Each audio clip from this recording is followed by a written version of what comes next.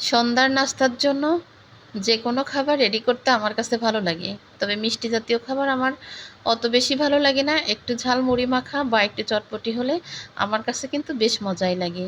তারপরও কিন্তু সন্ধ্যায় নাস্তার জন্য সবার জন্য এইখানে সব কিছু রেডি করলাম।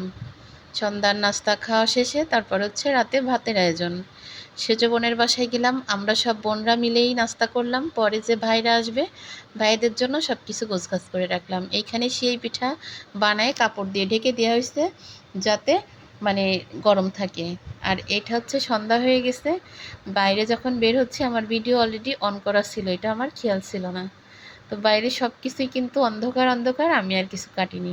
এটা হচ্ছে আমার সেজ বোনের বাসায় যাওয়ার রাস্তা। ওর রাস্তা কিন্তু একদম মেন রোডের সাথে, পুরা রাস্তা কিন্তু আগামাথা ঢালাই দেওয়া। আর এই হচ্ছে ওদের বাসায় পুকুর, পুকুরে কিন্তু ওরা কিছু করে না। ওর বাসায় যেতে হলে কোথাও একটু কাদা পাড়াতে হয় না, সব পুরা পাকা।